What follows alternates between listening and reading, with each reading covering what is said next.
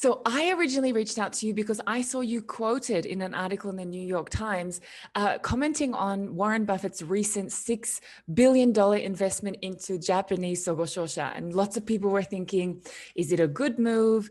Is it a bad move? Does it make sense? And I was reading kind of the article and some of your comments, and I thought, how interesting that someone has this much knowledge about Sogo Shosha. I have to speak to them. So thank you so much for accepting the invitation.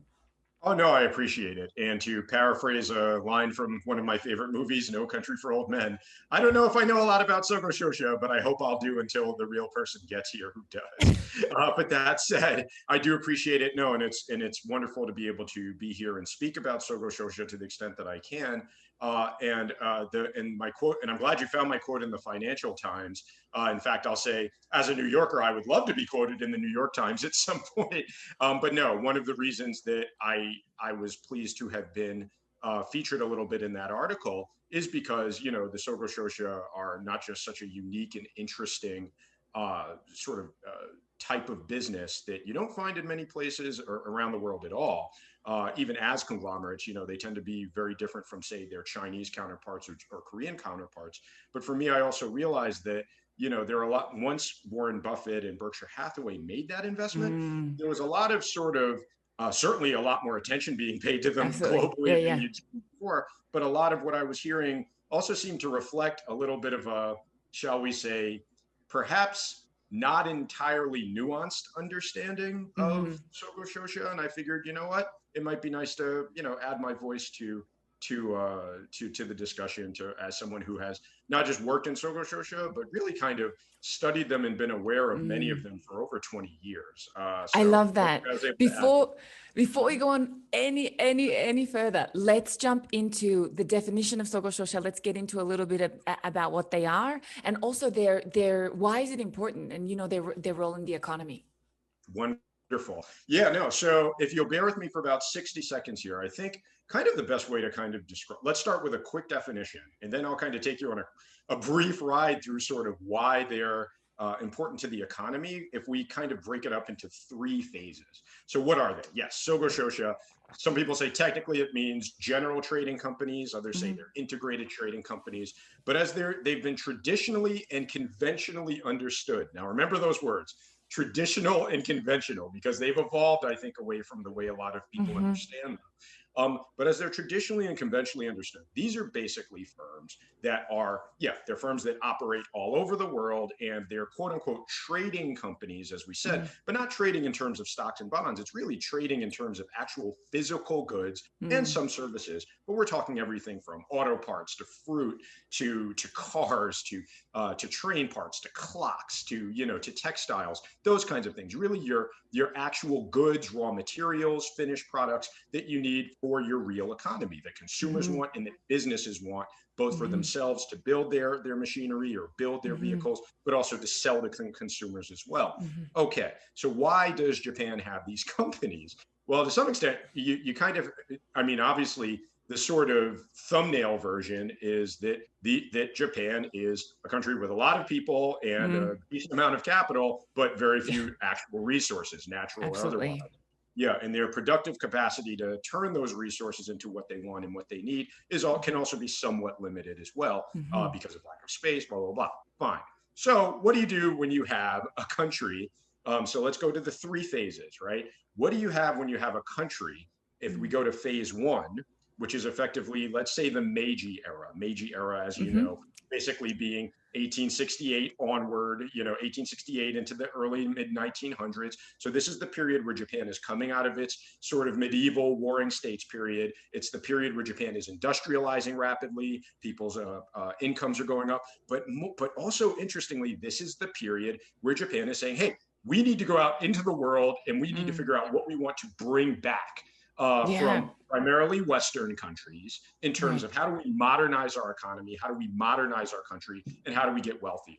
So this is a period of rapid industrialization, rapid wealth growth, and that kind of thing. Well, but what do you do when you're a country with a lot of people and a decent amount of capital, but very few resources? Well, you form these conglomerates that basically their job is to go out into the world and find basically the steel that's needed to build Japan ships, to find the copper that's needed to build Japan's wiring and companies and that kind of thing, as well as, hey, with the rising incomes and to some extent westernization, you know, this was a period where Japan wanted to become more like the West, more like Europe, and so forth. So guess what? Who's going to go out there and procure those textiles to build, to basically make those new Western style suits that were all the rage in the late 1800s and that kind of thing. And finally, of course, with those rising incomes, what's happening? People are eating more. People are eating more, and they're eating new types of food. So guess what? All of a sudden, people want tomatoes. Well, where in Japan grows tomatoes? Nowhere really. So where we get, you know, items like tomatoes and bananas and gourds and, you know, other types of fish. So guess what? These conglomerates now are there. They've basically formed to basically go out into the world, learn about the world, and basically effectively do a lot of import export, primarily import to some extent. But this is what was needed to get those raw materials into Japan to basically build the modern Japan. That's phase one. Okay, but interestingly enough, some of this is for export as well, because Japan obviously does produce a few things at this point. In fact, if we look at, say, itochu, for instance, itochu started out in the late 1800s, early 1900s, I think, the late 1800s, basically as a textile, a guy basically with a store that sold textiles. Okay, great. But then he says, hey, not only are we creating these trading companies, not only am I going to be part of a trading company now that's going to bring textiles into Japan for me to make some of these suits, but you know what else I'm going to do?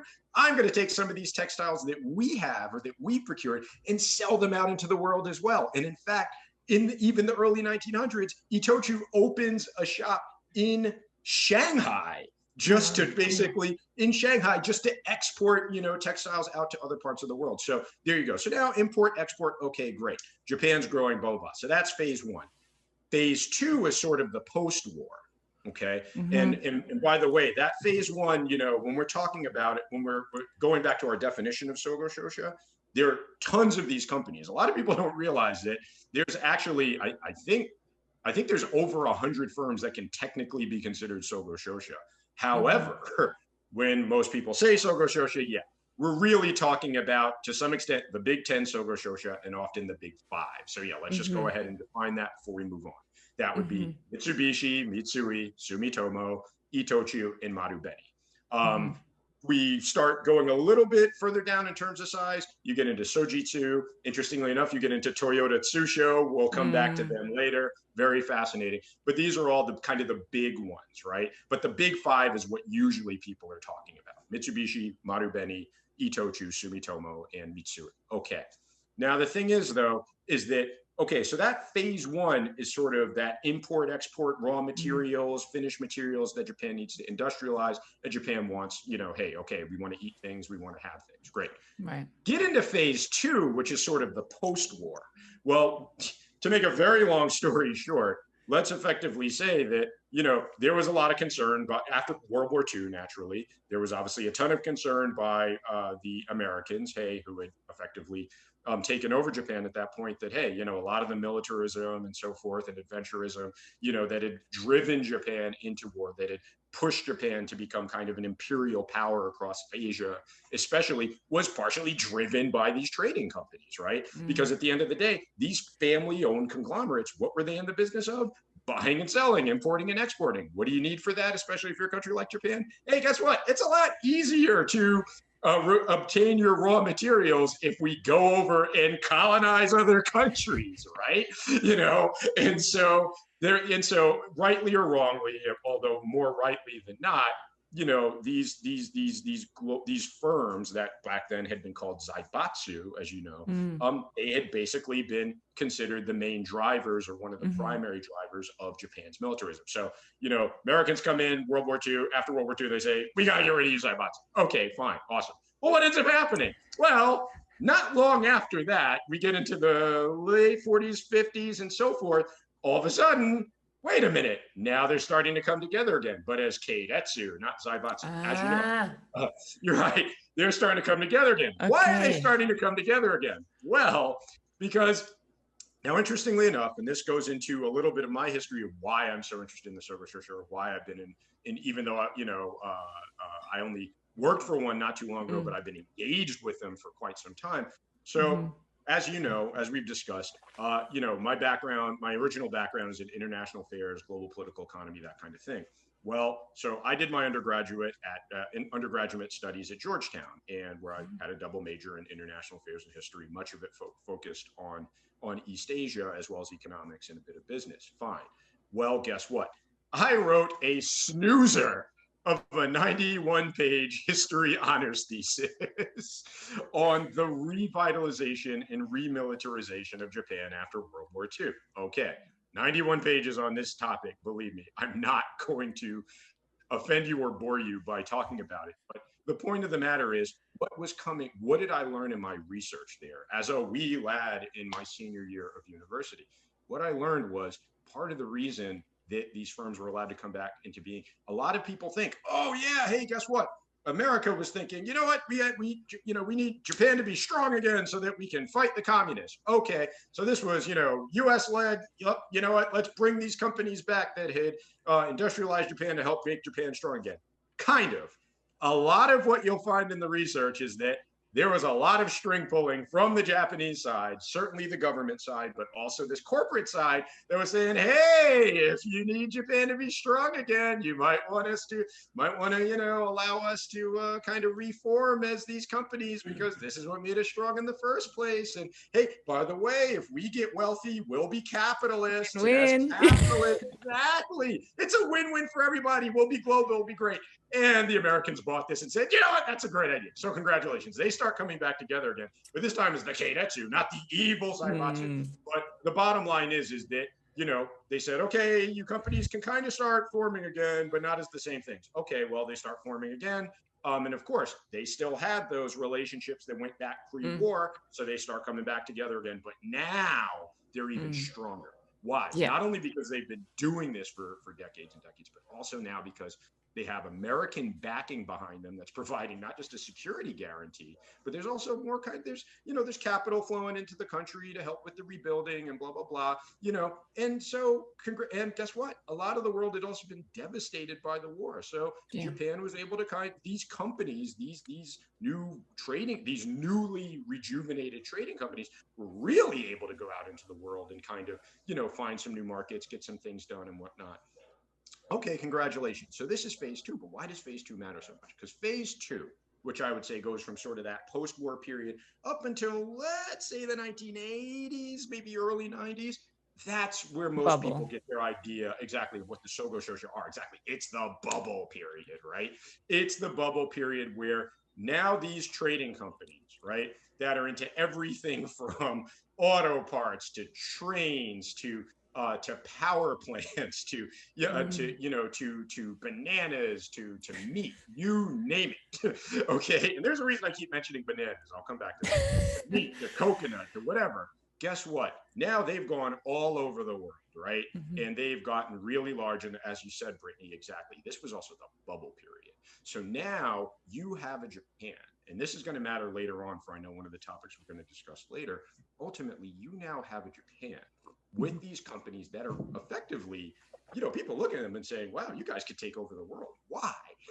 Why? Because not only are they there expanding out into the world and operating in all or at least, let me phrase that, they are engaging with all of these countries, okay, and obtaining materials from them, buying, selling, exporting. But also remember, this is a period where Japanese technology and brand Japan is becoming peaking. Extremely, exactly. Around the world, people are beginning to really, equate Japan and Japan Inc. with number one, quality. Great. So now Japan has even more to export to the world. So these trading companies, they're importing a lot, they're exporting a lot, they're at the height of their powers. And so as a result, this also makes its way into the global consciousness as well.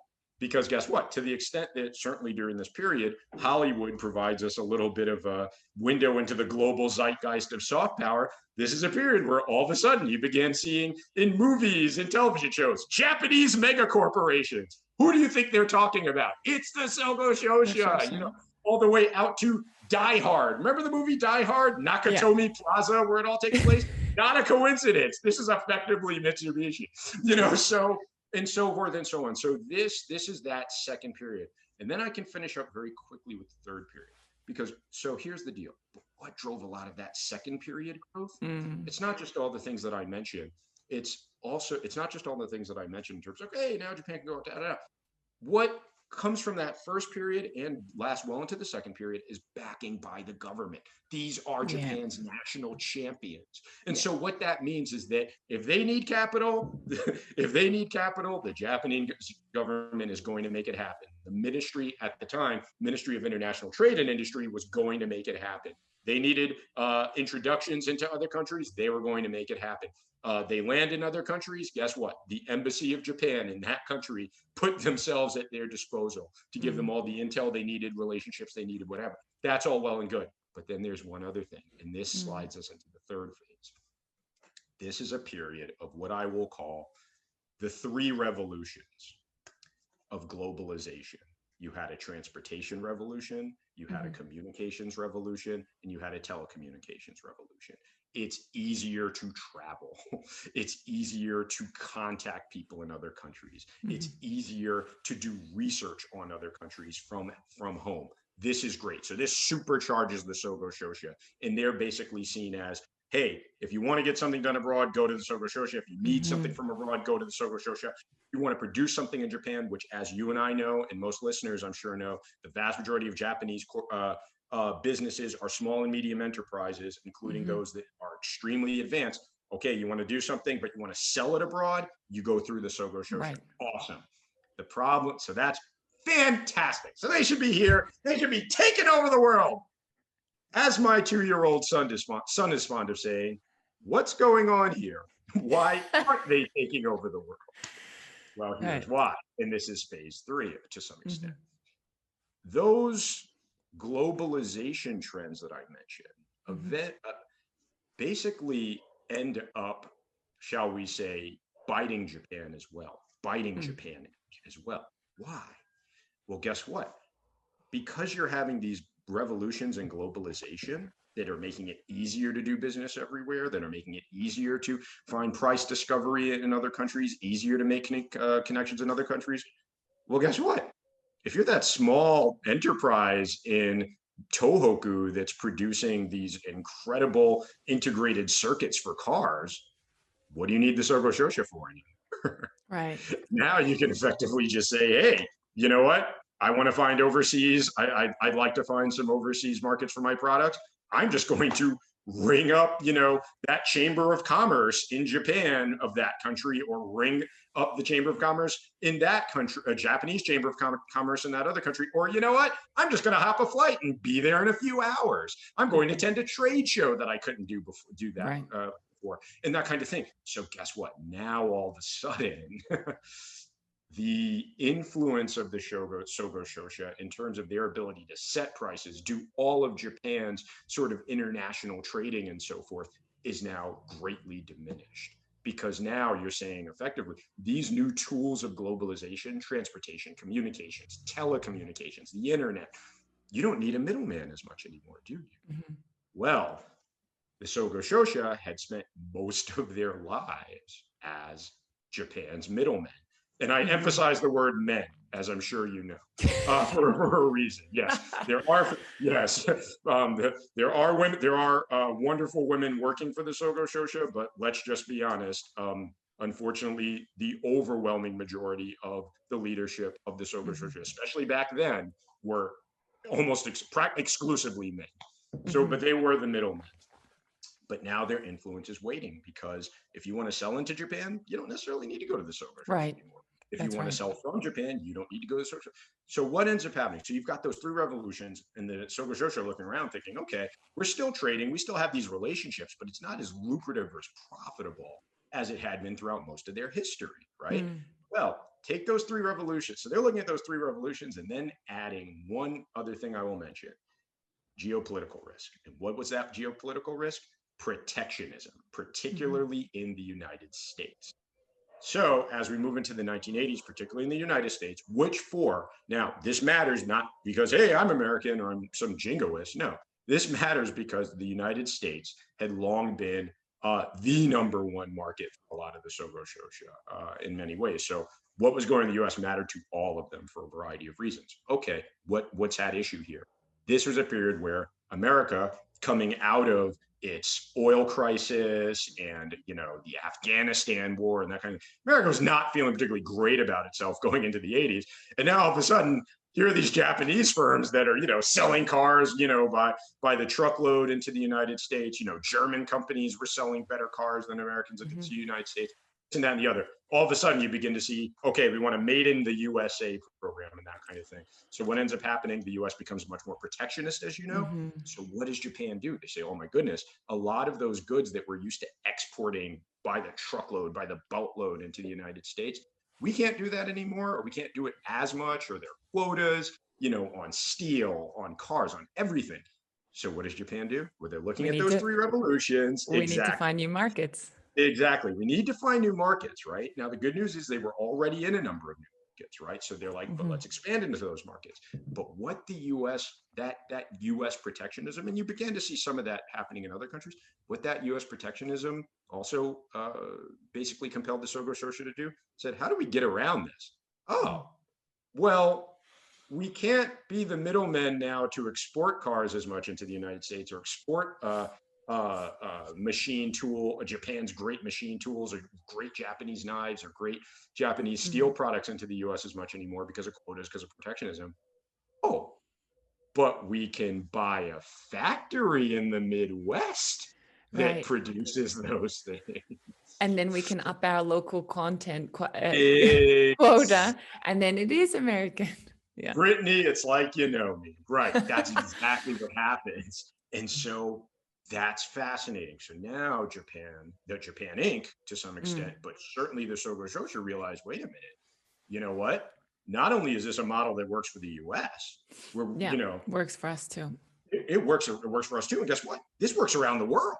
Yeah. And so now, instead of being the company that says, okay, all right, high-end supermarkets and mid-range supermarkets across Japan, you want bananas? Well, guess what? For many decades, we've been buying bananas in the Philippines and Central America and exporting and being your import middleman for that. You know what we're going to do? We're now going to buy banana farms in the Philippines. We're now going to buy banana farms in Guatemala. We're now going to, why do I keep going back to bananas, by the way? Here's a funny thing. Tell us, Jason. Exactly. Sumitomo, FYI, and this just gives you a sense though. Sumitomo, and this is, public knowledge, Sumitomo, where, I had the pleasure of working for a time. As of a couple of years ago, I think Sumitomo was something like 1 in 3 bananas consumed in Japan came through Sumitomo or Sumitomo owned farms, and 1 in 5 bananas in all of Asia. How amazing is that? And if you think it's just Sumitomo doing this kind of thing, I think I'd seen recently something like 30% of all coffee consumed in Japan comes through like a Marubeni supply chain, or from a Marubeni kind of owned entity. So those decades of trading had actually provided these Sogo Shosha with both the relationships and the ability to kind of say, you know what, let's not just be traders anymore. Let's actually go buy these firms. Let's go buy the farms that produce this produce. Let's go buy this mine that produces the iron ore that we're going to use for the steel.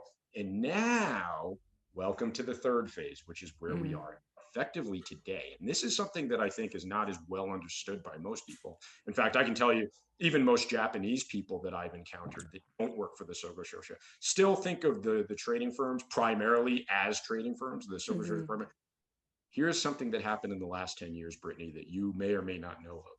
Within the last 10 years, every single one of at least the big 5 Sogo Shosha, and I suspect more of them, every single one of the big 5 began obtaining more of their revenues from owning other companies than trading. Interesting. In other, yeah. So in other words, it would be like looking at an investment bank and saying, yeah, investment banks, they trade stocks and bonds, right? It's like, yeah, but that might be a core business of theirs, but there's all kinds of other things they do, M&A, and advisory and that kind of thing. So looking at the Sogo Shosha now primarily as trading houses is now no longer quite appropriate. We now effectively have to look at the Sogo Shosha as giant, Supply effectively, chain. supply chain, and to an extent, private equity conglomerates. And Yeah. I say that because now they are the supply chain, right? Right. Yeah, as you said, they're not just the middleman within the supply chain. They are the supply chain. They are the supply chain. They seek to own that upstream oil field as well as they own that The oil ships, field. yeah, the Exactly, shipping, as well as shipping the oil to ship, yeah. exactly, that bring the gas to you. Hi there, Mitsui Shipping. Yeah. Hi, we know, but Mitsui also owns, they own oil and gas fields around the world. Exactly. Then they own the ships that bring you the gas, and then they own the liquefaction plants in Japan where that gas is delivered, and then they also take a piece of even the petrol stations where you might put the fuel into your car, and the chemical companies that use that. So now they are the supply chain. And so I will finish this point, and so this is crazy. It's taken a while, but I wanted to provide people with sort of where they were, how they got here, and how this sort of may inform a lot of the other discussions about the Sogo Shosha. But ultimately, as a result of the fact that they now are the supply chain as opposed to just providing the supply chain, as I said, they should be taking over the world. Yes. These companies have the tools, the resources, and the influence to do so.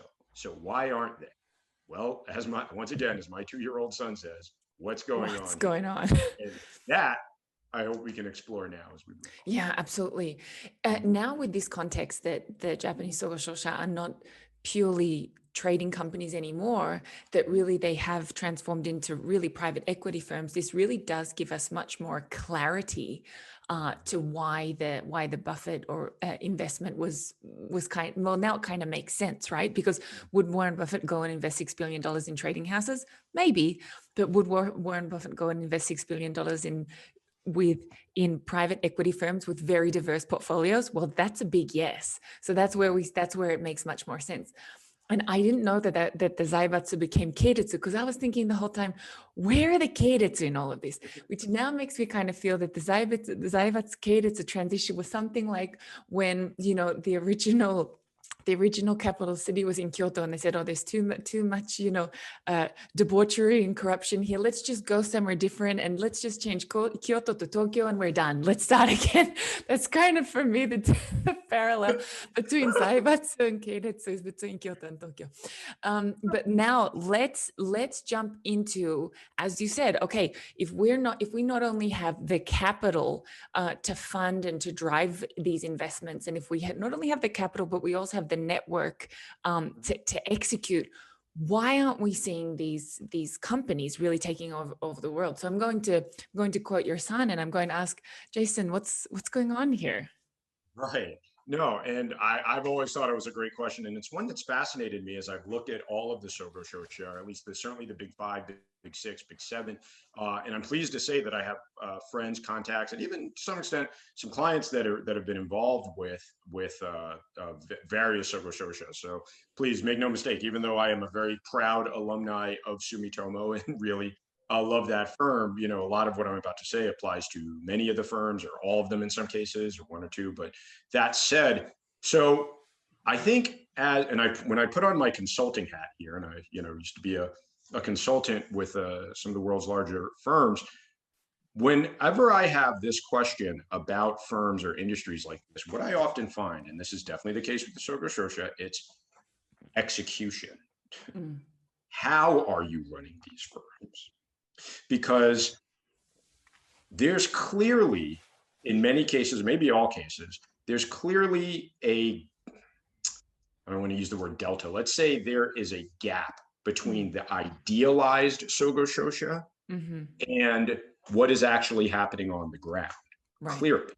And to some extent, let's just be honest, that's reflected in the share prices of these companies. I mean, exactly. don't get me wrong. We all know that, share prices go up and down for a lot of reasons, often the central bank, intervention, among other things. But let's just be honest, it's clear, and this is why a lot of people were scratching their head with the Buffett investment. When you look at the performance of most of the Sogo Shosha over the last decade, their stock performance has kind of been lagging. Okay, why? Right.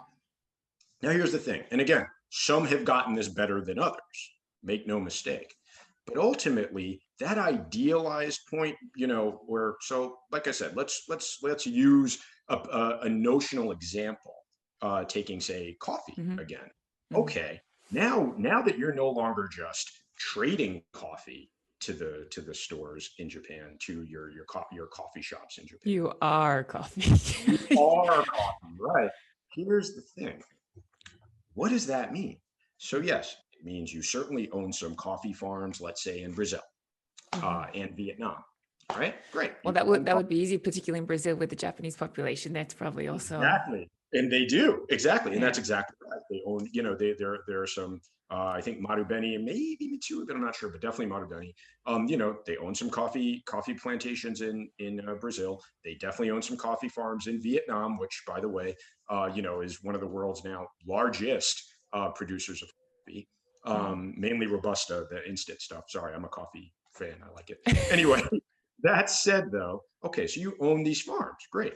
But now, in addition to owning the farms, you're also, perhaps you take a stake, or you take an equity stake, or you own some of that trucking company that's going to transport the coffee from the farms to the processors. Okay. Then perhaps you're going to roast those beans in country. You're going to process them, you're going to clean them, you're going to roast them. Well, guess what? That takes another type of factory. That takes another type of company. Perhaps you either own that company, or as a fully owned subsidiary, or you're going to take, an equity stake in it. Maybe you're a 20% owner, or a 10% owner, or a 40% owner. Fine. Then after that, the trucks that are then going to transport those beans to the port. Perhaps you own the shipping line, and certainly Mitsui and Mitsubishi do have ownership stakes in shipping lines. Mitsui OSK is one of the world's largest shipping companies. Okay, maybe you own that shipping line, or you own a piece of that shipping line. Great. Next, congratulations. Now you're sending those coffee beans to Japan. Okay, maybe the port where those coffee beans are coming into, maybe you helped develop and build that port.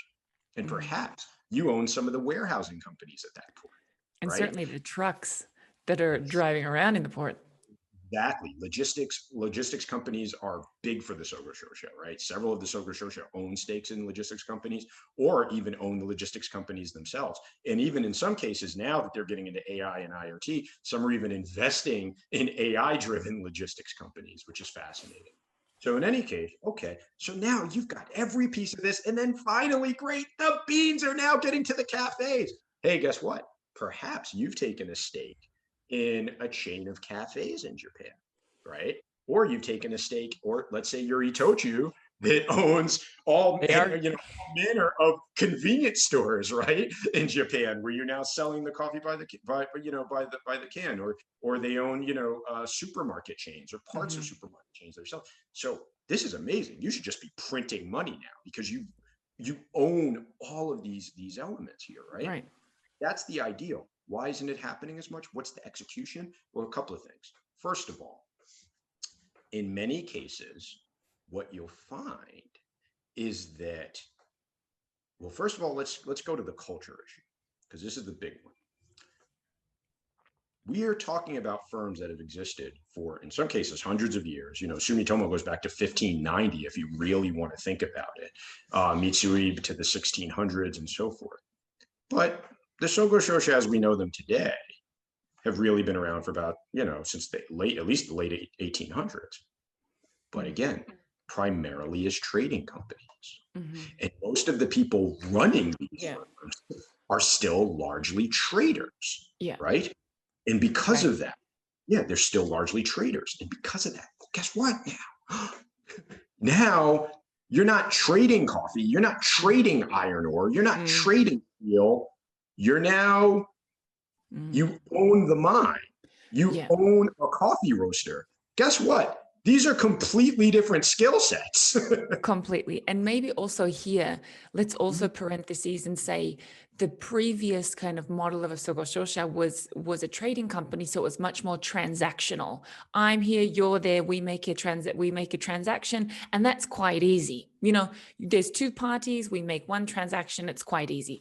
When you start doing things like owning the mine, and then you do everything from we own the mine to extraction to logistics through to everything else, you move away from a transactional model to a collaboration model. And this is maybe good to keep in mind when we jump into now the execution of what we see, and maybe why culture and collaboration is then maybe the next topic to come under the microscope. That's right. You have nailed it. This is exactly right. It's like I'm reading your script. This is fantastic. That's exactly right, Brittany. You've got to start thinking collaboration. And I think there's a phrase I came up with years ago. Also foreign collaboration as well. Foreign. This is exactly what I'm getting at. Sorry, I forgot to drop that word as well. Exactly. Foreign collaboration. This is the key. This is the key, not just collaboration within your company, but now collaboration with non-Japanese people who are now making up your primary workforce within this iron ore smelter, within this steel factory, within this coffee processing shop. Oh my goodness. This is not a recipe for things always going smoothly. The firms that do this well, or even in many cases, the divisions within Sogo Shosha that do this well, they're the ones that are actually producing the profits that we would want. On the other hand, there's a lot that are not for exactly that reason. Number one, there are frictions between, okay, let's take the prototypical Sogo Shosha manager or general manager. This is a Tokyo University graduate, a Waseda University graduate, Kyoto University, you name it, just some of the biggest names in Japanese academia. Okay, so they're already academic elites. And in many cases, they're social elites, because in many cases, a lot of the people that work for Sogo Shosha, they tend to come from families that were at least middle class. Why? Because what's one of the number one needs, hurdles you have to basically manage if you're going to be working at a Sogo Shosha, particularly in an overseas department? You need perfect English, or perhaps some French, maybe some German, depending on where you're going, that kind of thing. So just even a tolerance, right? A tolerance or an acceptance for doing things abroad or the global market, which then obviously, as you mentioned, leans to the idea that maybe you've traveled. And if you come from a family that traveled, even traveling, is expensive anyway, but if you think about it sort of like 30 years ago, and certainly these graduates this is certainly an entry-level position. They're not coming in as senior management. This is we grow up here kind of model. That's exactly right. And guess what ends up happening, particularly because as a result of what you just mentioned, if you come from a Japanese family that traveled enough, lived abroad enough for you to have the linguistic skills, as well as, let's just be honest, the social background to be attending the likes of Waseda or Keio or that kind of thing, guess what? You tend to be a little bit more, shall we say, from the upper rungs of the socioeconomic ladder when it comes to Japan. Nothing wrong with that, nothing right with that. There's only one issue. Are you now, how well does it go when you are now a 27, 28-year-old deputy general manager at a paper plant in central Indonesia with a workforce of 100, basically Indonesian, factory workers, and you're the number 2 person in your late 20s, early 30s, and you come from a somewhat rarefied background? Sometimes it works, most of the time it doesn't. And this is where, and again, not saying it can't work, not saying it shouldn't work, but in many cases, it doesn't work as well as it could. And so what ends up happening, and so this now becomes an issue of, okay, well, what do you need to do to address that? And this comes back to that culture of engagement with foreigners and that kind of thing. Well, as every listener to this show will know, and certainly you are aware, traditionally Japan has not been particular, Japan Inc. writ large has never been the most, shall we say, welcoming when it comes to foreigners, non-Japanese people having positions of any real influence or power and so forth within the firms. In fact, hey, just hop online, go ahead and look. There are virtually no Sogo Shosha whose overseas offices are where the top 1 or even 5 or 10 people are local staff. They're all Japanese.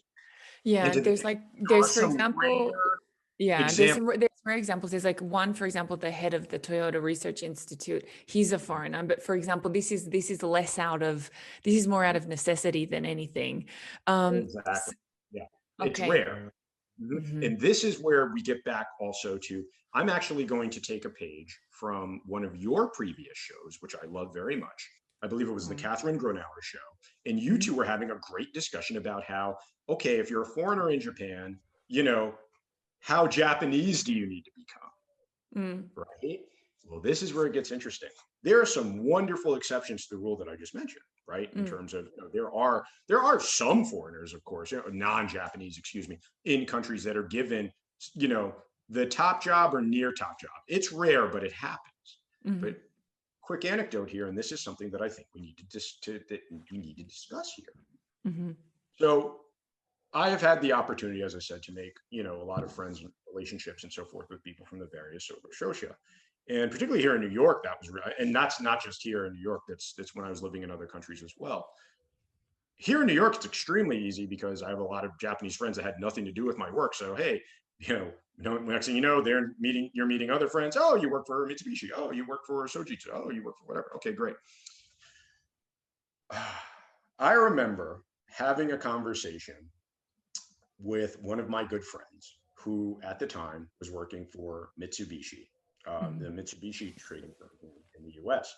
Mitsubishi had done something really interesting. Their top person in the US, a man named Jason, I forget his last name, but he is an American. This is the first time that you had the head of one of the major big 5 trading firms in the US as a non-Japanese person. This is amazing. This is great. Mitsubishi, you win. This is fantastic. You are getting it. You are getting it. Exactly. You're getting it. And I remember I was having a discussion, not just with this friend of mine, but some friends of hers as well, because we were just out having a nomikai. And congratulations, so I got to meet a number of other people at Mitsubishi. Great. And I said, hey, this is fantastic that you guys, that you guys and gals, your firm has this person at the top. That this shows openness, really thinking in this direction, which is good, because if you're going to run a large company, in another country, it might help to at least have, some locals from that area, from that region, in positions of real responsibility. And you know what they all said? What? Yeah, Jason, you'd think that, but he's too Japanese. Okay. What? The table nearly fell over from my jaw hitting it. And because I was stunned and shocked to hear something like this. Now, I'm not going to cast aspersions on the man. I don't know him. I'm proud of what he's accomplished. But the fact that his own staff his own Japanese staff kind of take that view. Yeah. And I've heard this from others with regard to some other non-Japanese that have climbed to positions of power in other firms, not just Sogo Shosha, that occasionally there's a view that it's like, yeah, that's fine, but we'd respect you more if you weren't trying so hard to be Japanese. Right. And because what we see particularly at a leadership level is that there has to be, a certain level of shared values, particularly when we're collaborating on a global level. As you mentioned, of course, travel is easier, not right now because of coronavirus, but, for example, communication is. So for example, you can, get online and Zoom, or you can call, or you can email, whatever it is. But if you have that essential foundation of similar values, then obviously that tends to lend itself to speed. We get to move a little bit quicker. But if we start looking at foreign management, if they're, purely Japanese, that's obviously not what we're looking for. And we're obviously also not looking for these, Japanese managers, as you mentioned, in central Indonesia. They don't have to then, become local. We're looking to how do we develop that balance. So what have you seen that's been a good example of that? Right. So for me, the key word is exactly what you just mentioned, balance. There's nothing wrong with Japanese executives, operating in these roles outside of Japan, but there shouldn't be anything wrong with local staff or staff, at least from the region, Right. also sharing in those roles, within the country as well. Now, what have I seen where it works? Okay, I can think of a venture capital arm of one of the Sogo Shosha. I'm not going to mention which, but that venture capital arm is fully staffed by locals of the country that it's in. That's what you need to some extent. Now, when I say fully staffed, I mean the head of that venture capital arm is local. And then I'd say probably 2/3 of the senior management team are local, and then a third are Japanese. And it's also a real balance because it's not just a situation which you often see where you can have a team that's primarily local, but all the decisions are really only made by the one or two, folks from the home office that are parked there for a couple of years. This is real. The real responsibility is there, and it's shared, and there's real collaboration between everyone. And why is that a good example? It's a good example because at the end of the day, here's the thing. If you're a Toyota, if you're a Sony, you're producing products to then sell out in the world. And interestingly enough, some might say ironically enough, these companies understand the need for, non-Japanese staff in positions of actual importance out in the countries where they're trying to sell their products. Why? Because people need to understand, you need at least an executive team where at least some or many of the people on that executive team understand the nuances of doing business within that market. It can't just be, oh yeah, the bottom 90% of the staff are local, but all the decisions are made by this 10% that's not. Okay. But what's also fascinating, so they get that, right? But in some ways, it's even more damaging that the Sogo Shosha generally don't, because these are businesses where they're not just making a product to sell abroad. They own companies in other countries. So the fact that this model that I'm speaking about, that I think really does work, it shows that it works. It works really well because it's also venture capital. That's great because at the end of the day, what needs more nuance than venture capital? Absolutely. You know what I mean? One person's Facebook is another person's MySpace. At the end of the day, you need people with real, sort of on the ground, deep and multifaceted, almost intangible knowledge of what's going on in those markets to really get a sense of, what, I think this will work because of X, or maybe this won't work because of Y. Okay, so that makes sense. Well, then why isn't this replicated in, say, real estate?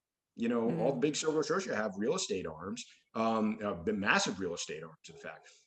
There are certain industries like real estate, like fast moving consumer goods, like retail, where it's like, no, these are the ones where you at least really need some local executives as part of the management team. And so for me, I'm pointing to this one example, and there are others, make no mistake, but there are a lot of others where it's not the case. But I'm pointing to this team as a great example because it's what we need. It's the balance. It shouldn't be all local. You need those Japanese executives there as well, not just, as you said, to create efficiencies with the home office as well, but also, in many cases, this is the institutional knowledge and the institutional sort of sense of, it's like, okay, this is the XYZ Sogo Shosha way, to kind of keep things in that regard, keep things going in that regard, but also you need a balance where you also need to be giving local executives real power to be able to say, no, I don't think this is a good idea. Even though this might look like a good building to invest in from Tokyo, let me tell you. We went there. It's not. Yes, But this exactly. We know this neighborhood. I grew up, a few counties over. Maybe not a great idea. So that's where it works. That's how it works. Finally, on that point, and then I know we'll move on. Finally, another element where I've seen it work is also where you have, let's just be honest, a lot of the Sogo Shosha, all the Sogo Shosha really, still have the rotational system.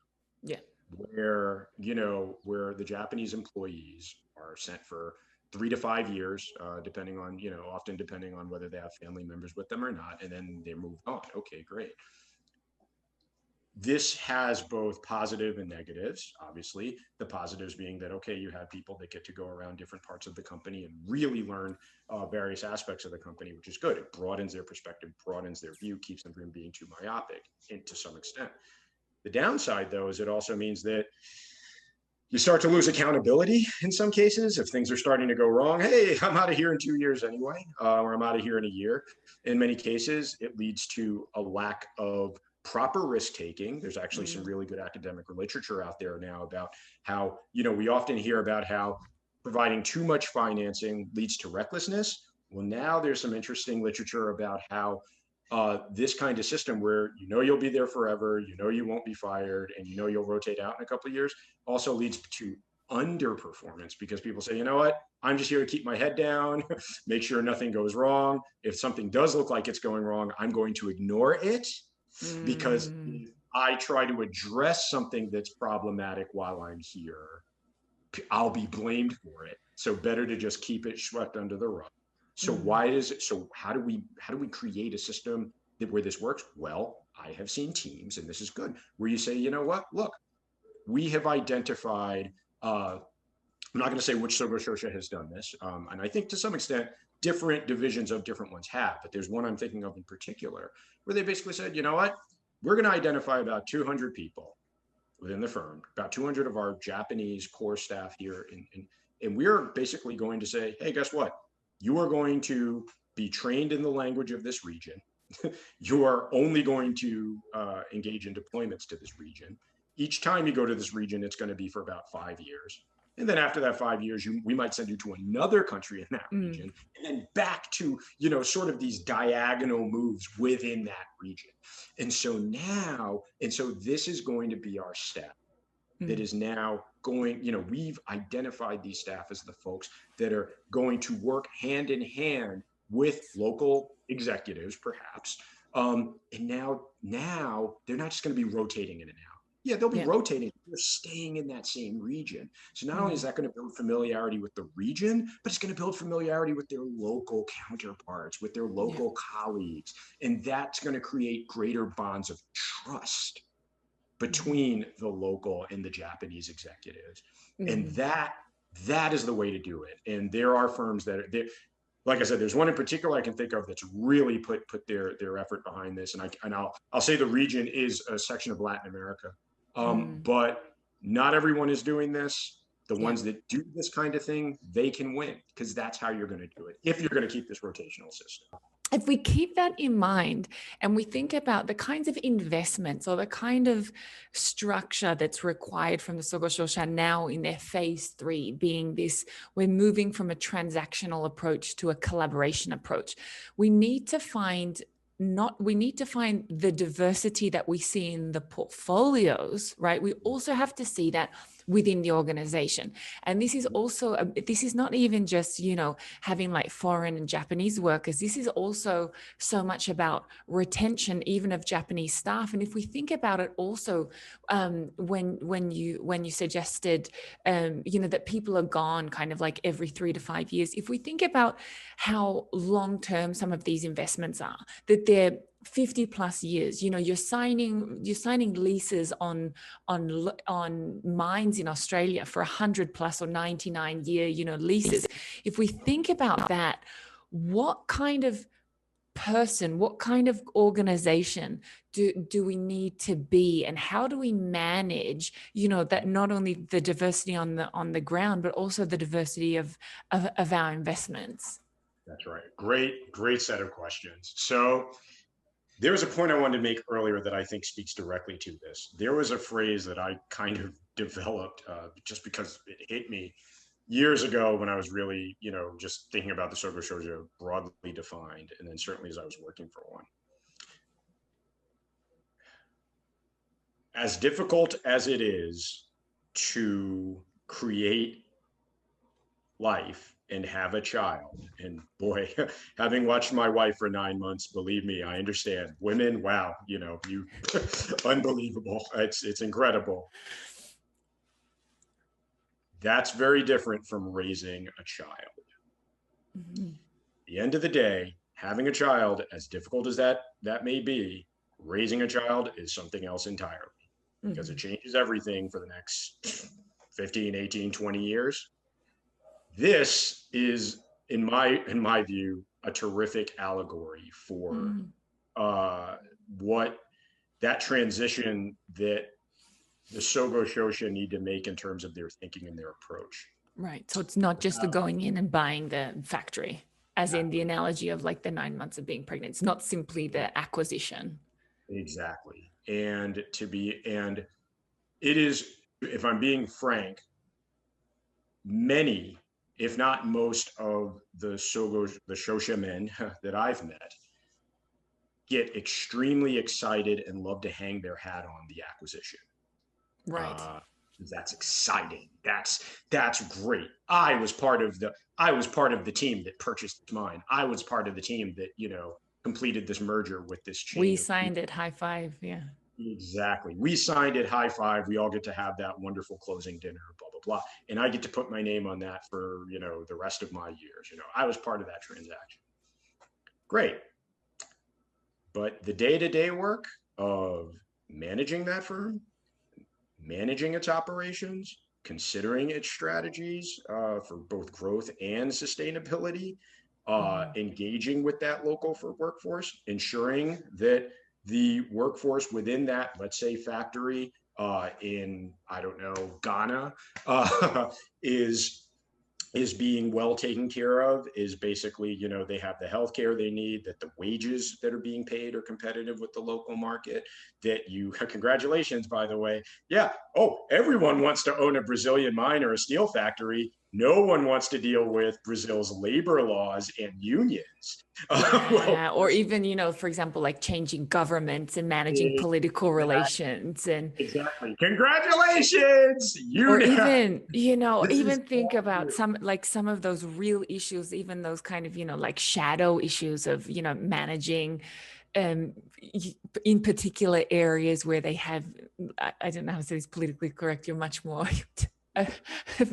versed in this, but they have real issues with cartels and things like this. This is real. This is not a joke. This is real stuff that you need to deal with. Yeah, absolutely. No, not a joke at all. I mean, many of the Sogo Shosha have many of the big five have operations in southern Chile. And guess what's going on in southern Chile? There's an indigenous group that is constantly burning down foreign-owned assets because they feel like the government hasn't done enough to help them with their development. Yeah.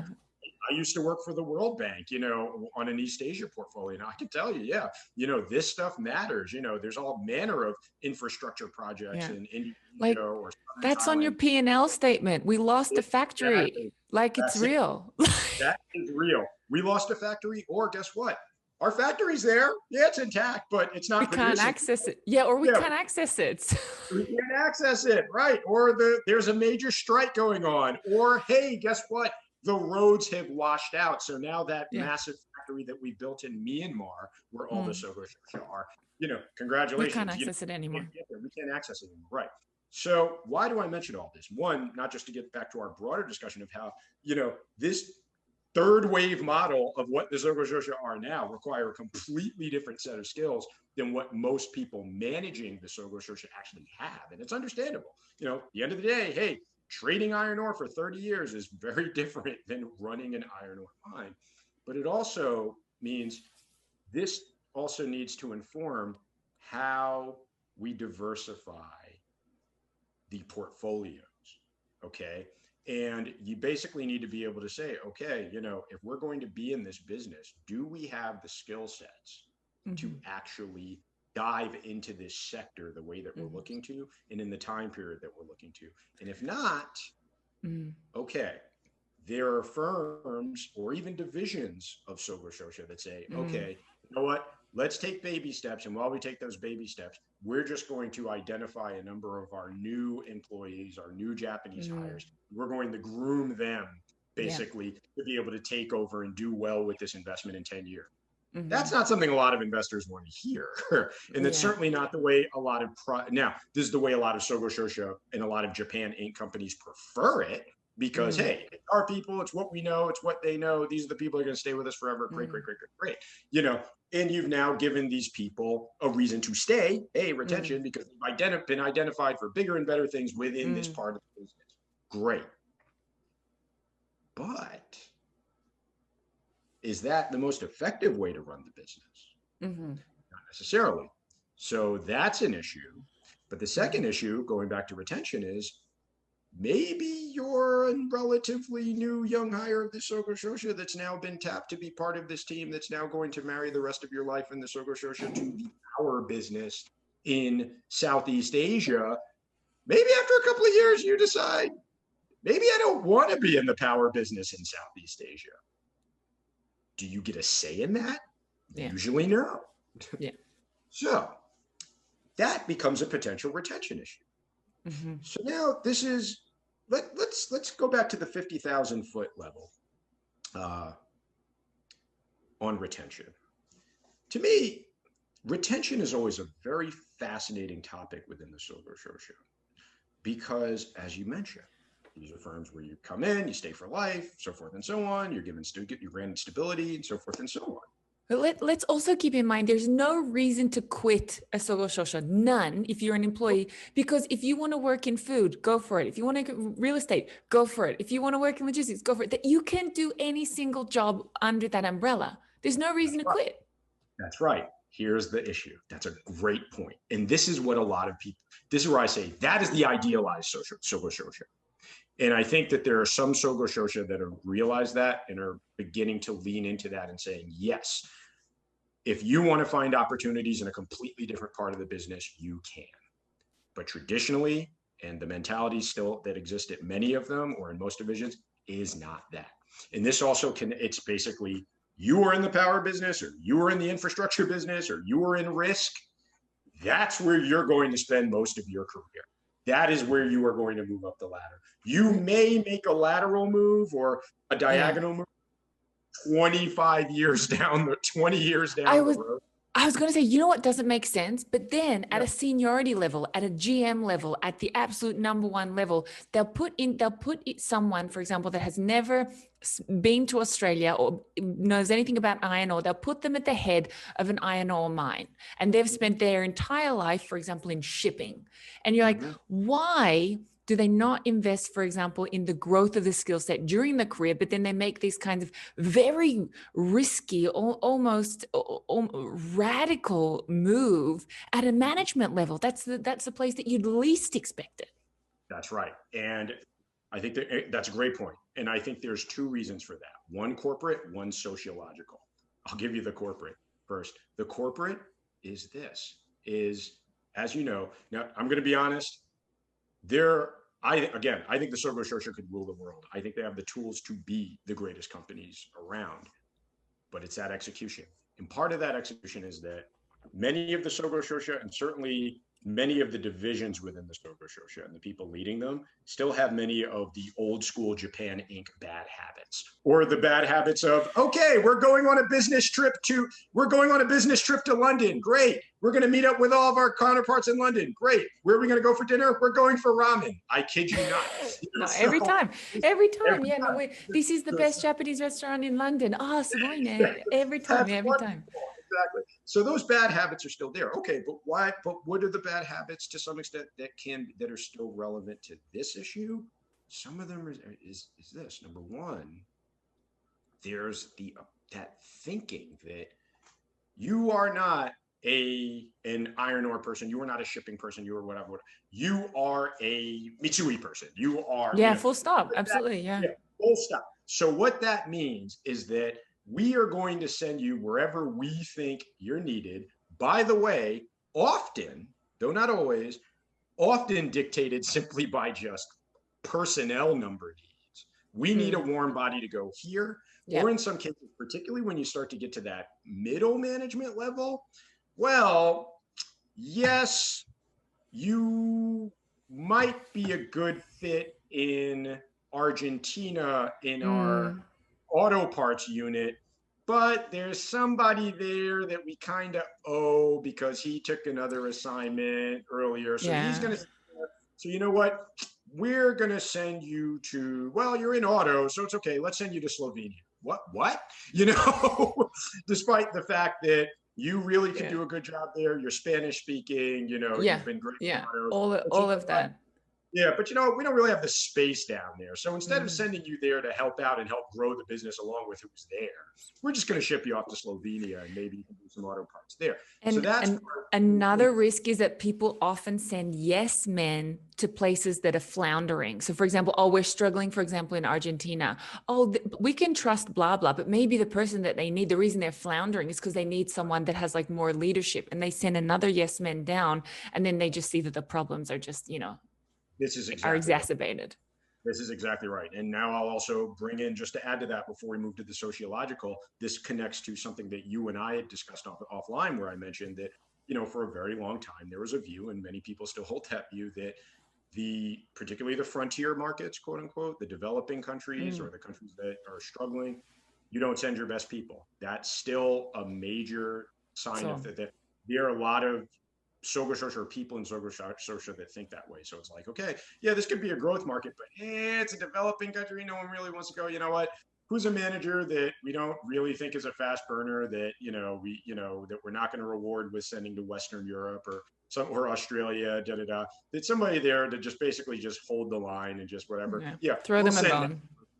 Throw them a bone. We'll send that person to East Africa. We'll send that person to Central America. We'll send that person to Eastern Europe. That still happens. Now, as I also mentioned to you offline, and I stand by this, there are at least a few Sogo Shosha that have now recognized, no, we want to send our more kind of fast-burning, younger, innovative managers to places like this now, because we see where the growth is. So there is definitely some movement, but they're not all doing this. The ones that aren't, those are the ones that are going to lose. The ones that are, those are the ones that are going to win. That said, let's move to the sociological side that I said. I call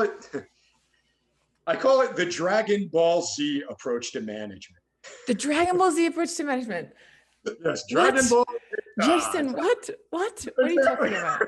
Here we go. And by the way, yes, obviously I'm a big anime and manga fan. Gundam's more my thing. Are you one of them? You're one of them. What's going on? I'm quoting your son again. What's going on? What's going on here? Although we could have a long conversation about Japanese hip hop as well. But that's good.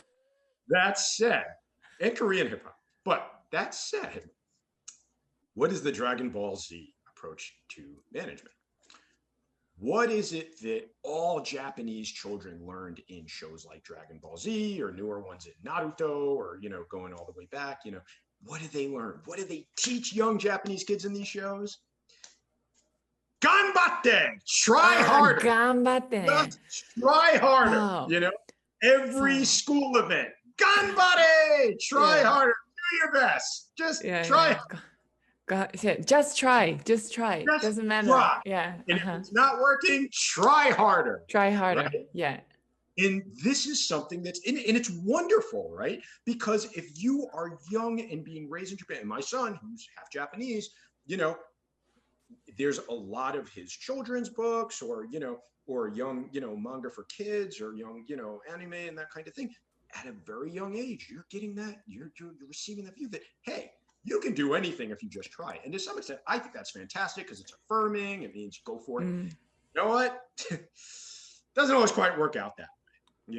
I'm a man of many talents, but go ahead and say the words quantum physics to me and I'm just going to leave the room. Yeah, no, but this is real. So when I went to high school in Japan, I was told I have to pick a sport.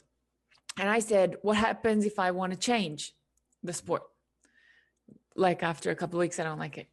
They said, well, how would you know if you don't like it, if you've only done it for a couple of weeks? And I just remember feeling like, dun, dun, dun.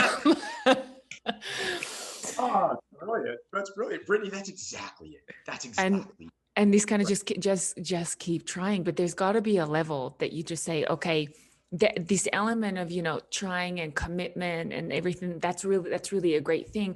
But if we go in blindly, and what we also touched on is that you said, do we have the skill set to execute, for example, on this investment? I love the fact that you said skill set and not resources, because with Japanese firms, the answer is, do we have the resources? The answer is always yes. We can always get another loan, because of the relationship, between the banks and the Sogo Shosha. We can always get money from somewhere. But there's a very big difference between, can we get money to run the program versus do we have the people trained, or do we have the right, the mindset and the right organization that's a learning organization? Do we have that? And that is very much where we see the answer is often no. And that's, for example, if we were to then when we to think about investment, if we were to think, okay, do we have the resources? Yes, but do we also have the mindset? We have to make sure that there are both a yes. Otherwise, we have to, really go in and start thinking about, what do we do? Do we collaborate, for example, with somebody local, or do we hire someone in, or do we upskill this particular person? What do we do? That's right. And that's the key, right? And that's exactly right. How do we obtain that skill set quickly enough to execute on this new investment that we've just made into this farm, into this investment, so forth? Guess what? The chances are there are plenty of people around, both locally and even in Japan, that you might want to pull in. But guess what? For a lot of the Sogo Shosha, not all, but for a lot of the Sogo Shosha, the view is, well, no, we're not going to make someone the general manager or deputy general manager of this company who hasn't been with us for 25 years. But they may not have the skill set you need. They might yes, they might be gambaru. They gambaru, and that's not enough. Yeah. Exactly. Yeah, they might be an Arabic speaker for this new waste management plant that you've bought in Saudi Arabia. And by the way, I kid you not, I think it's Itochu that just bought a waste management plant in Saudi Arabia. Talk about third wave. Yeah, we are not just trading anymore, right? It's like, yeah, you might have this 20-year person who speaks Arabic, but if they know nothing about waste management, this firm isn't going to. They've got a gap. Yeah, they've got a blind spot. Yeah. Exactly. So now you have to engage, as you said, with these other countries and say, okay, are there some people in Saudi or in the region in this case? And by the way, this has nothing to do with Itochu.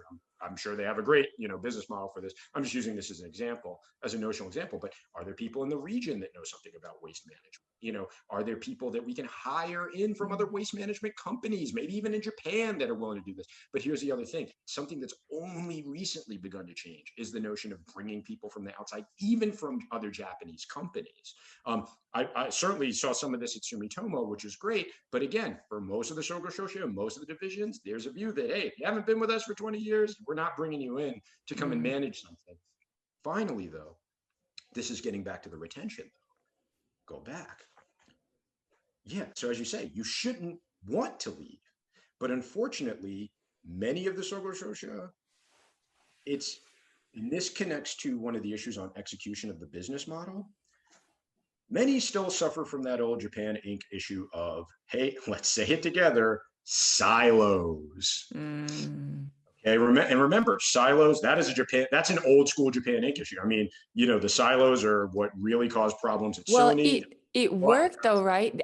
For a time when you were a transactional trading company where all you had to do was look at what was going on with you, and you had to make a call on that. It worked, which is why we saw the growth. But now they're playing the collaboration game with the rules of transaction, and they're wondering, why aren't we making any progress?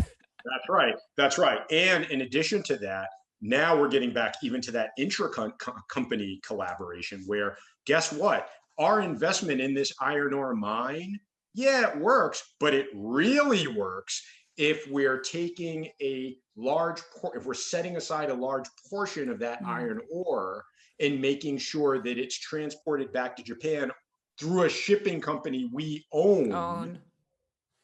and then going to smelters in, let's say, Malaysia that we also own. But guess what? If you have those silos within the company, maybe they're not speaking to each other as much, or in some cases, and this is where it gets interesting, in many cases, yeah, you know, someone might be able to knock a few heads together. It's like, okay, iron ore mine, you're selling iron ore, you're just going through this shipping company, it's going to this smelter, and that's going to create amazing synergies within the company. This is how it's supposed to work, right? You know, it also ends up happening even when the silos aren't there, so they're talking to each other. Self-interested fiefdoms. So guess what? Your own shipping company might say, yeah, sure, I'll take the iron ore. I'll take the iron ore from our iron ore mine. But because they're within our group, I'm going to charge them market rates are higher. Well, wait a minute. The synergies don't work if we're charging the market rates are higher. What's going on? Well, we'll charge them. Maybe, you know, we'll be happy to, you know, but I've got to make my P&L. Right? And then the smelter it's going to, yeah, I know the synergies within our company. I know our corporate profits could go up if I if I ship most of the iron ore to this smelter that we own. But you know what? There are some other smelters that are saying that, hey, you know, they're willing to pay me a little more for this shipment. So I'm going to stick to them instead. And there's not always the leadership within the companies to effectively get all of them into a room and explain, no, this has to happen. So that's another execution issue. But again, why does that silo issue matter? Not just in terms of suboptimal performance in terms of the way these firms should work. This impacts retention because especially at that, like I said, maybe you're someone who says, you know what, I do want to go to, you know, it's like, yeah, okay, this has been a great run in Japan. Now I want to be deployed to Thailand. What? You won't send me ever? Or yeah, okay, yeah. And last point on the retention, because I really want to make this bigger point on retention before we move on. And this is a key one. I liken retention issues, not just in any company, certainly, but Sogo Shosha, kind of, I think there's an analogy to unemployment rates. Now, I know you're thinking, what in the world are you talking about? Or again, what's going on here? Here's what I mean. If you look at the unemployment rate in most countries, yeah, it's a number, but it doesn't tell you really what you're often looking to know. It doesn't give you a sense of how much are people actually making. You know, in Japan, you know, hey, Japan has super low unemployment. Oh my gosh, this is the biggest lie. You pay 3 people to hold signs out the front of a construction site. Exactly. Do not tell me that you have low unemployment. Employment is people given a task that they wake up in the morning that they can do something. Don't tell me that 3 people holding signs is employment. Exactly. It says nothing about the quality of jobs, says nothing about the quality of pay. Now you can say, oh yeah, Japan has super low unemployment, but 40% of the workforce doesn't receive benefits or isn't on salary employment or whatever. Or hey, here in the US, we have an unemployment rate that ignores people that are no longer looking. And we have some like, wait a minute, that doesn't work. But of course, this is what happens when your unemployment metrics are designed by politicians who want to always make it look better than it is. Okay, so what's the analogy to retention in Sogo Shosha? Here's the thing. Every Sogo Shosha loudly and often claims, hey, we have very high retention rates. True. But here's the thing. You know, something we consultants love doing, you know, is we take one number and throw it under another number. And that look, this is not the number you need to be looking at. Exactly. It's this number. This is the number that you need. This is the number, exactly. Often we got there because we took a different number and divided it by another. Hey! But here's the thing. So, okay, fair enough. For anyone considering retention at, hey, any company, but especially Sogo Shosha, I then say, okay, if you really, great, look at that retention number. But then dig a little bit and find out, okay, how about retention amongst local staff? You'll likely find a very different number, number one. Okay, let's forget about local staff. Then all staff, or hey, even just your Japanese staff. I want you, I say, take a look at retention numbers, just even to the Japanese staff, between, let's say, 2000, look at the retention figures in 2000, compare them to retention figures in 2020, right? Okay. But do it only for people who last longer, who do it for people who don't last 10 years. Do it for people who have joined the firm within the last 10 years. So in other words, if you're looking for the 2000 numbers, do it only for people that have joined since 1990. Exactly. And if you're doing it for 2020, look at it for people that have joined since, let's say, 2010. Or, even go back 12 years. You will find very different numbers. Now, why does that matter? Why does this matter? Because it goes to the core of what we've been saying here, Brittany. Japan is changing. Every person listening to this program knows that. And, great. But what it also means is that a lot of what kept people in Sogo Shosha previously, it's like, hey, you're here forever, great. That entire old school the risk, exchange. the risk reward ratio. Yeah, risk reward ratio. Hey, you'll have a stable life. Just work here for us forever. Okay, but in exchange, we tell you what to do. We tell you where to give go. us your life. Give us your life. As we all know, Japanese today, there are very few Japanese people today under the age of 45 are for that. Certainly under the age of 30.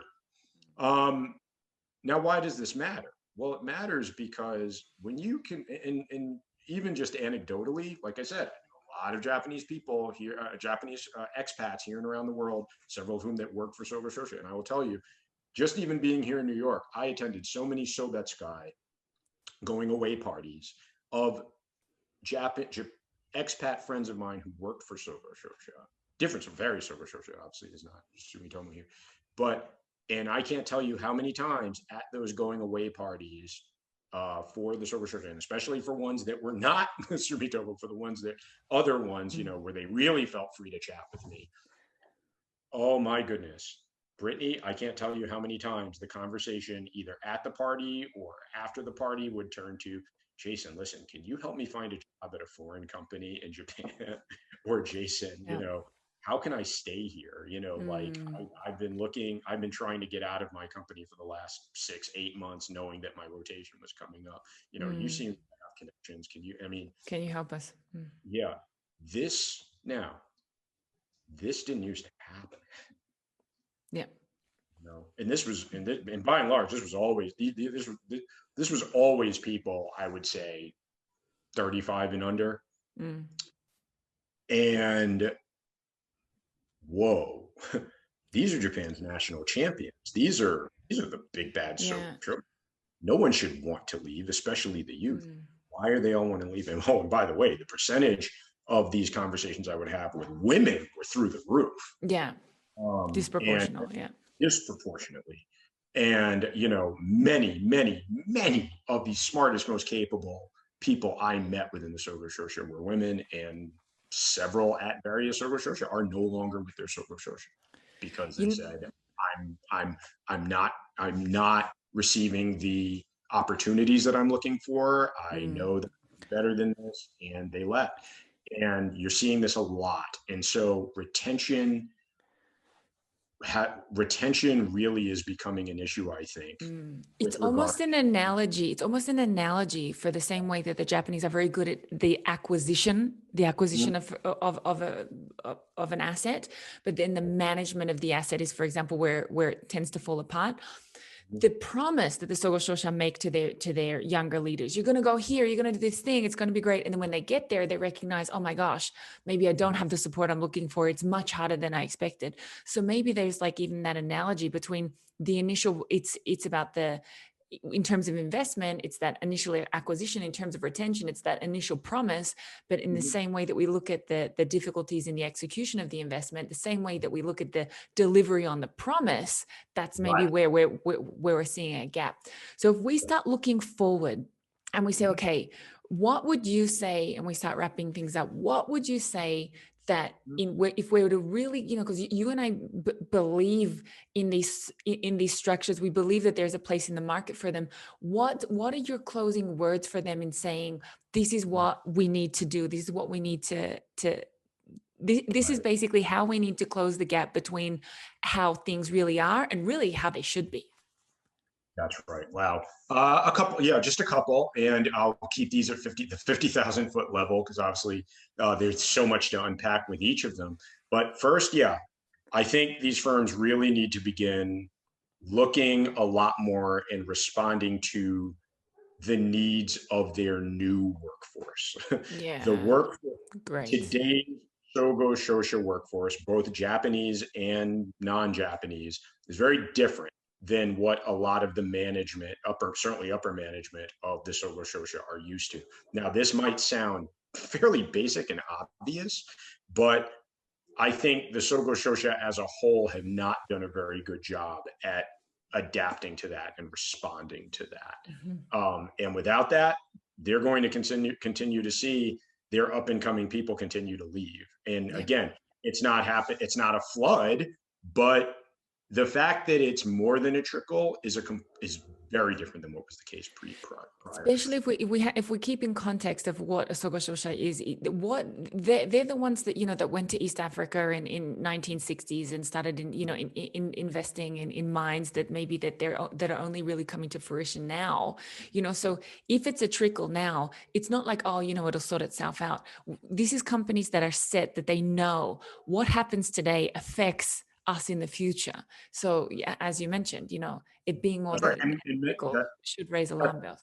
That's exactly right. And in fact, now you have many people that aren't even thinking about the Sogo Shosha. They're not even getting there in the first place. They're saying, you know what, I want to go join a startup. I want to, I want to, just join a foreign company instead, or I just want to join, a different type of Japanese firm instead. Now, again, if we're being honest, in terms of some firms that are maybe doing this better than others, I mean, Itochu's winning awards as a best place to work for new graduates. They're clearly getting something right. There are other firms and I think other divisions within the firms that are getting something right as well. But hey, that's part of it.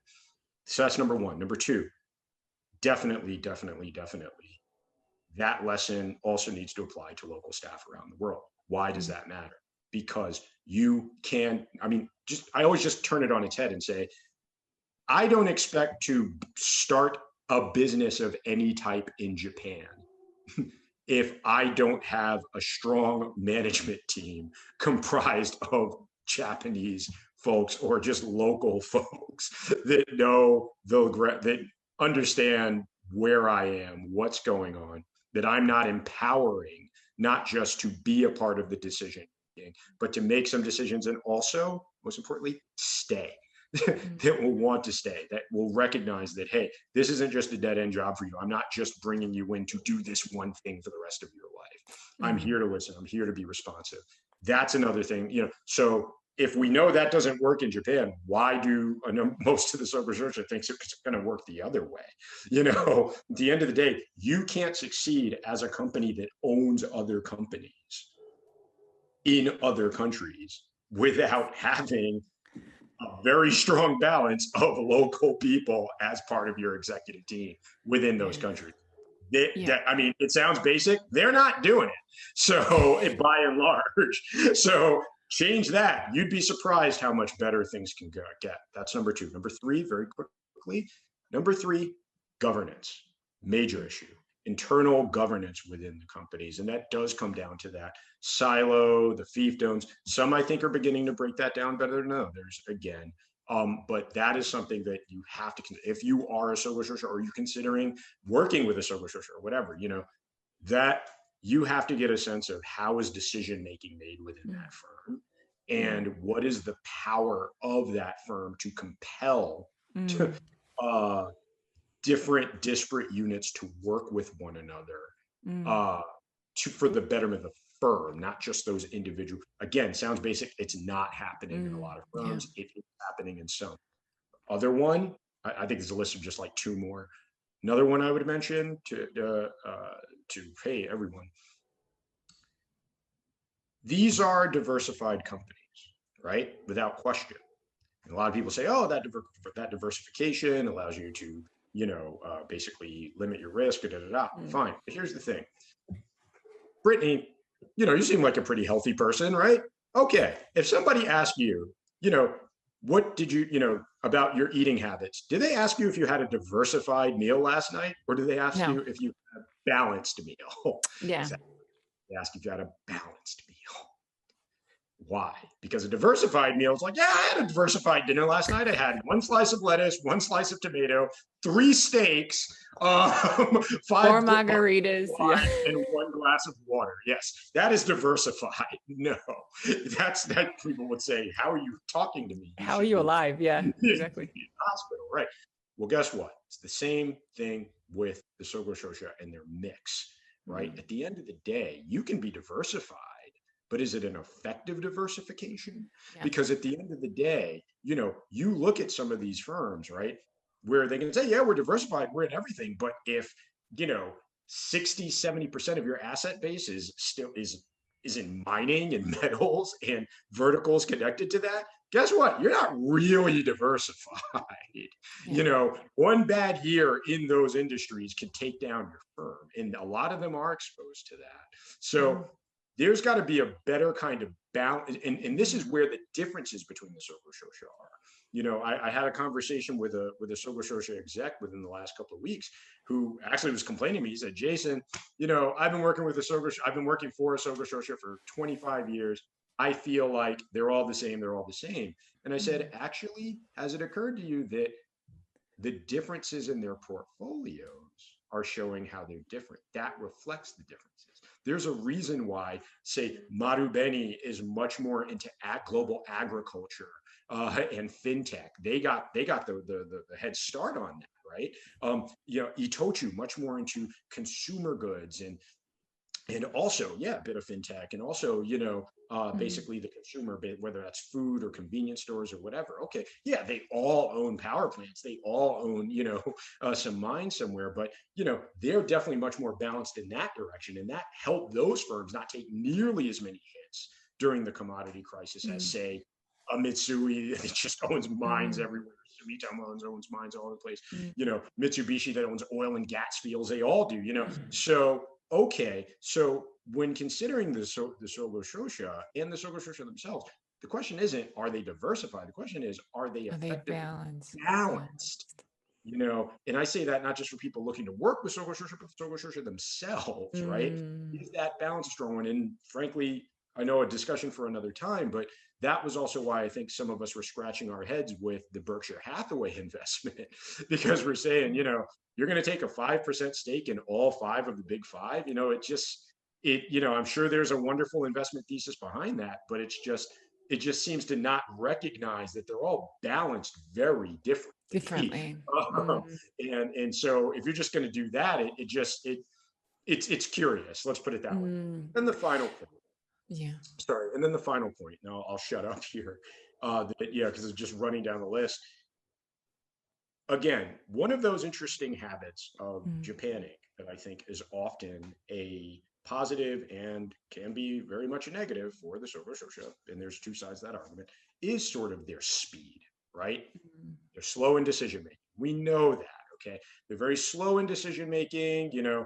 Everybody's got to check the box. Okay, great. Whatever. The upside to that, now, some have always said the upside to that is that's great risk management, because it means everybody's on board, everybody studied the issue, and we've all come to an agreement, so that means it's there.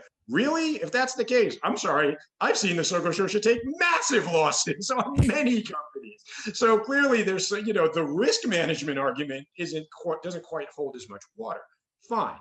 But it at least does mean that there's buy-in from a lot of people. You can't just say, hey, this is one person's screw up, and it does allow for some box checking between a lot of people to say, hey, I've checked your work, I've checked your work, I've checked your work. That's great. Okay, that can be the good thing. The downside, though, is twofold. Number one, sometimes it's really just for show. The decision's really been made.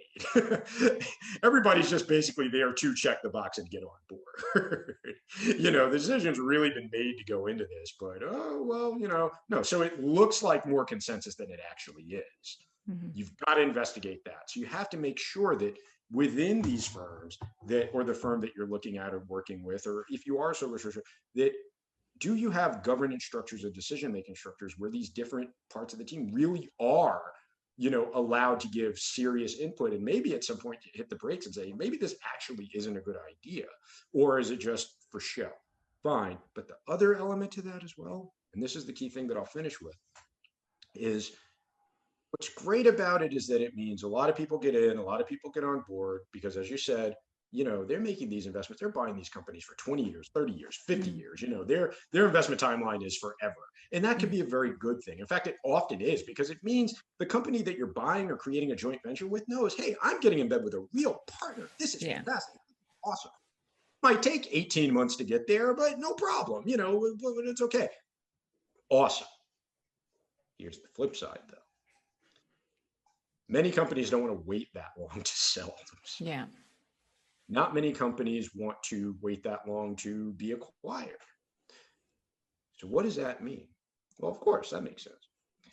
Well, something that I think is often under, shall we say, appreciated is, okay, well, in many cases, then what kind of firms does that leave you with? Do the best firms always want to wait through that kind of timeline? Mm-hmm. Not necessarily. So who are you buying? Yeah. What kinds of subsidiaries are these? They're not, in many cases, if they're the subsidiaries that are just waiting to, that are happy to just wait around while you acquire them. Oh, especially because in many cases, and this comes back to the governance, they know that once you acquire them, most Sogo Shosha, some are more aggressive than others, but most, they don't like to fire the people at these subsidiaries if they're underperforming. So if you're someone who's willing to wait around for that Sogo Shosha investment and hey, we're good, and then I know I'm basically get to stay on for the rest of my life, and they say they're looking over my shoulder, but really all they're doing is just, looking to make sure I made my budget numbers without asking too many more questions. Again, some are more intrusive than others, but that is an issue. Then you have to begin to ask yourself, what is in that portfolio? What kinds of companies are they actually acquiring, even if the press release looks great? And so those are kind of the list of things I would say, where I'd say, these are looking forward. These are the areas that we can address. And there are many, quite frankly, easy ways to. They're global best practices to address some of these issues, whether it's the governance issues or the retention issues, just, listening to your workforce issues, mixing up, the executive team issues, or even just asking a different set of questions when you're making investment decisions issues.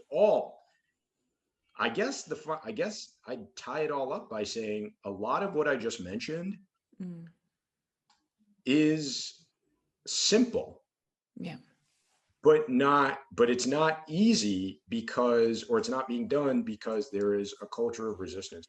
A lot of this in many of the Sogo Shosha, full stop, or within many divisions of some of the Sogo Shosha. Yeah.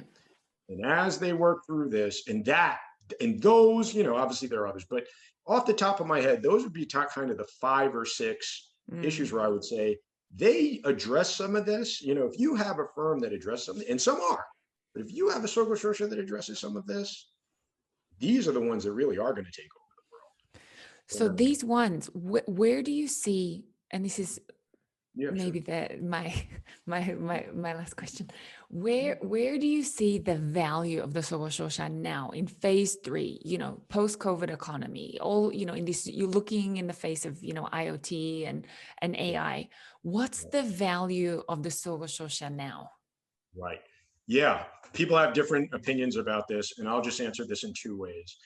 I think, so the whole AI IoT, that'll be the second way that I'll talk about in a minute. The first way I'll say is, I think that this general phase 3 that I mentioned, hey, we buy the bananas here, we ship them through here, we, process them here, the ripening rooms are here, and then we sell them here, and we own each piece of that value chain.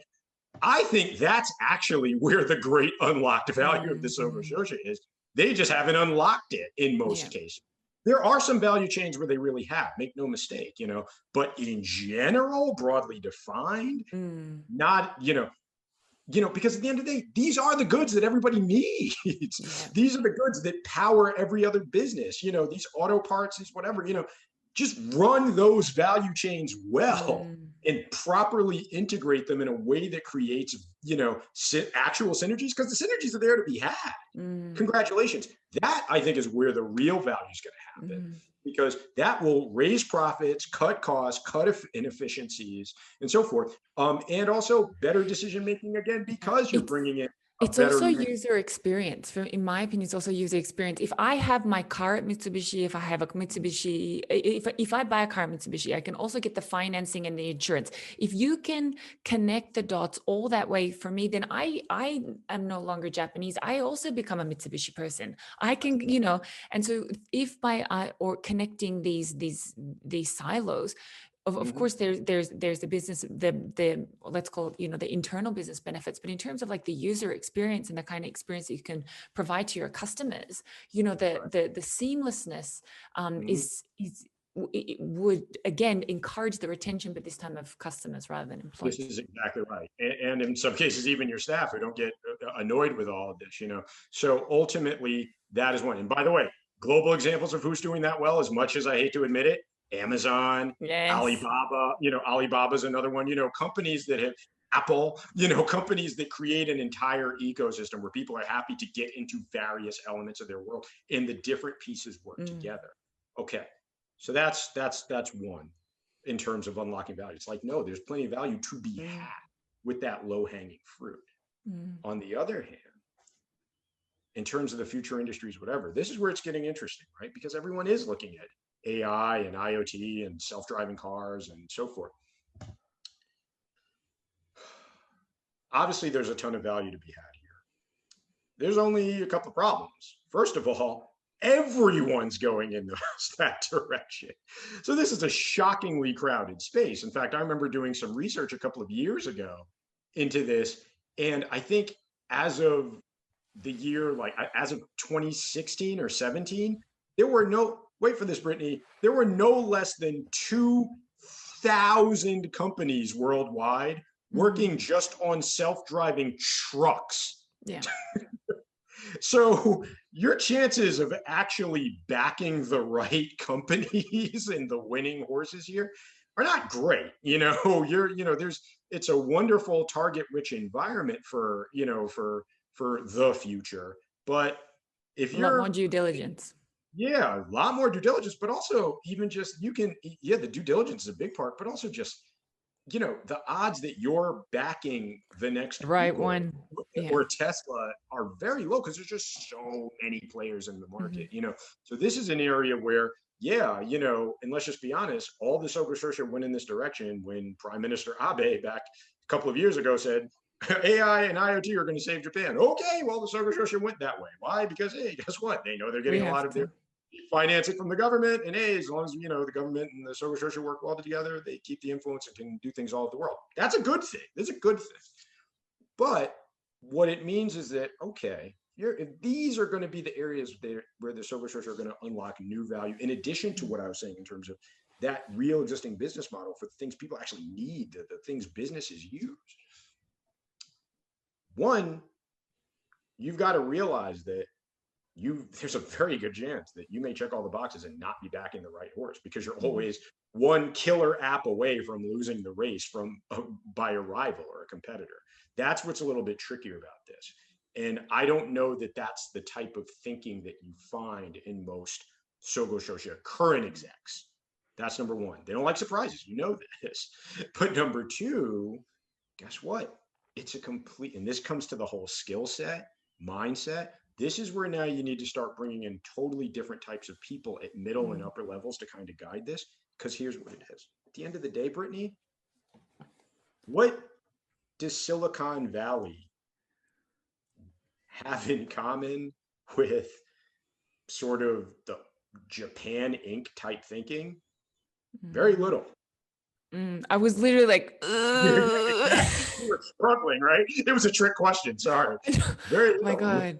I was waiting for like doesn't have in common. I was like speed, willing to, and I had like 10 things ready to go. And yeah, have in common. I was like, exactly. So here's the thing. Yeah, it's great to chase these firms, but at the end of the day, you're now talking about an ecosystem of companies where failure is prized. Learning, yeah.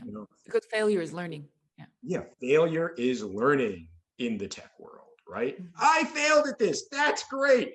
Yeah, there's not a lot of Japanese executives in their 50s and 60s that have been taught think that way. That's number one. Number two, because of what they're working on, expect these companies to keep coming back to you early and often for more and more capital and more capital for things that aren't even generating revenue yet, let alone profits. Again, this is not something the Sogo Shosha are used to. Okay, this is just not the type of mindset, the type of business plan or business model the Sogo Shosha are used to. Another thing are exits, right?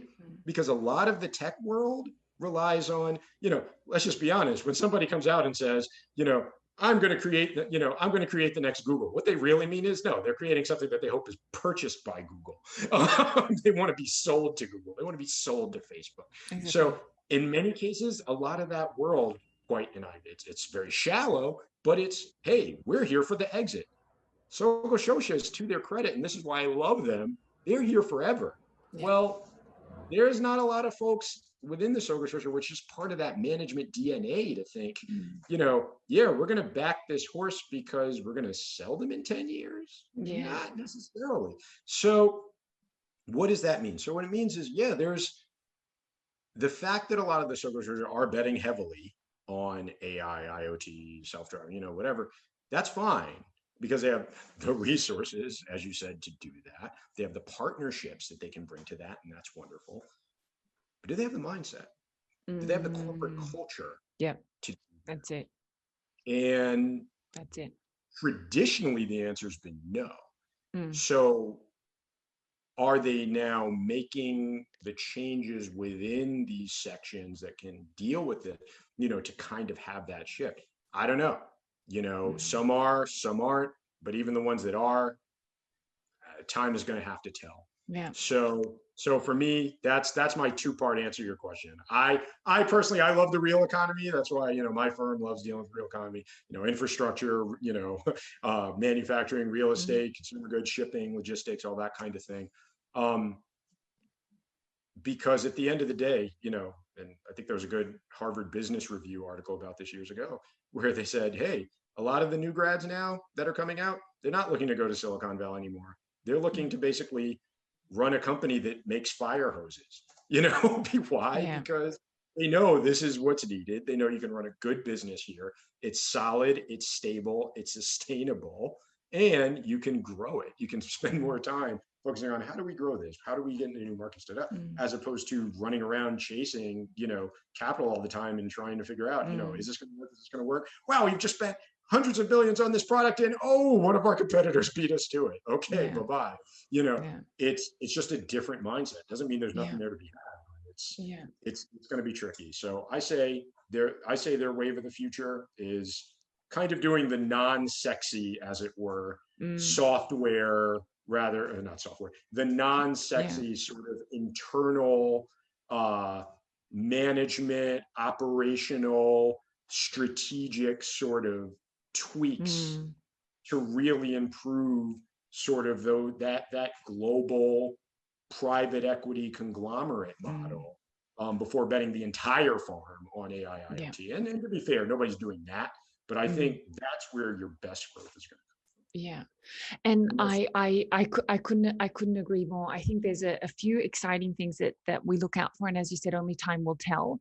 But I certainly think the Sogo Shosha have to really very well communicate their value, not only to their investors, but also to their supply chain, and say, this is how we can help you, rather than simply, as you said, kind of like just being the middleman. Show where the value really is. And in order to do that, we kind of have to move away from this siloed model to more of a collaboration approach. So rather than just, companies going in and simply making a transaction, what we want to see is we want to see real partnership. And again, the Japanese are really quite set for what a lot of the factors, what it means to be a partner, that long term, that, getting through the hard times, that gambaru attitude. One thing that I would love to see more is to move to more of a learning organization. And I almost think that going right back to the beginning is that I think that they did that more successfully in the Meiji period than they ever have since, because they just put people on boats and said, go to America and just find out what they do there. They don't do that anymore. What they do is say, get on a plane and go and tell them how to do it. And this is why you think, hang on a second, why did they do it so well before and not now? For me, go back to the essence of how the Japanese explored the world in the Meiji period, apply that with modern technology, and I think that's going to be the recipe.